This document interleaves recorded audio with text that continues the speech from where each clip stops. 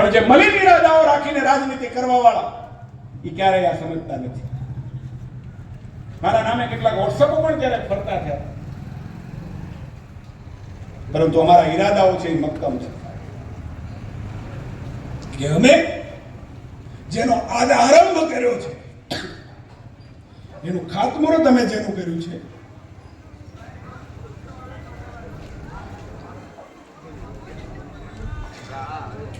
જેનું ખાતમુહૂર્ત અમે કર્યું છે એનું લોકાર્પણ અમે જરૂર કરો. અને હું તો કેવો માણસ છું કે અહીંયા લડવા આવ્યો અને વળી મને એમ લાગતું હતું જીતી જાઉં, નહીં જીતી જઈને એમ જ લાગતું હતું કે લગભગ નાવ ડૂબી જવાની. સાચી વાત છે. કુંડલાની જનતાએ મને જીવાડ્યો. બાપ આવ્યો ને બેન આવ્યો. સાવરકુંડલાની જનતાએ પ્રેમ આપ્યો અને મને તાર્યો છે. હવે કઈ મારે ડૂબી જવું નથી. આજે કરીને હું કામ ડૂબી જવું મારે?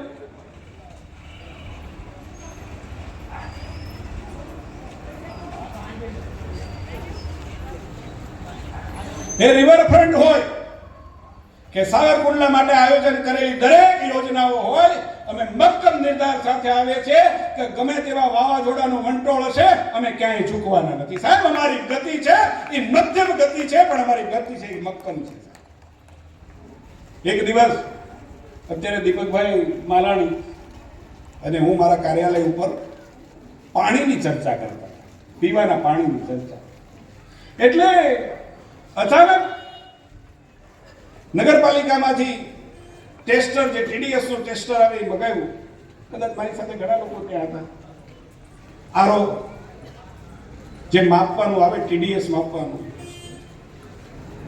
કારણ કે મનમાં ઘણા સમયથી હતી કે 1000 ફૂટ નીચેથી સાવરકુંડલા તળનું પાણી પીવે છે. એ પાણી હાર્ડનેસ એની ખૂબ છે એવું ગમે ત્યાંથી મને જાણવા મળતું હતું. અને એ દિવસે અમે ચર્ચા કરતા હતા અને એમણે કહ્યું કે આ તો નગરપાલિકા પાસે છે માપવા માટેનું સાધન. અને માપા આવ્યા એટલે મેં જાણ્યું કે 1000 TDS નું પાણી સાવરકુંડલા પીવે છે. કેટલાનું? જેને ડેન્જર ઝોન કહેવાય. 100 થી 150 એ પીવાલાયક પાણી કહેવાય. 100 થી 150 TDS એ પીવાલાયક પાણી કહેવાય. 500 TDS એ મોડરેટ કહેવાય. પણ 900-800 થી ઉપર એ ડેન્જરિયસ કહેવાય. મારે સાવરકુંડલાની જનતાને દુઃખ સાથે કહેવું પડે કે કોઈનું ધ્યાન નથી ગયું અને આપણે ડેન્જરિયસ ઝોનની અંદર પાણી આપણે પીએ છીએ.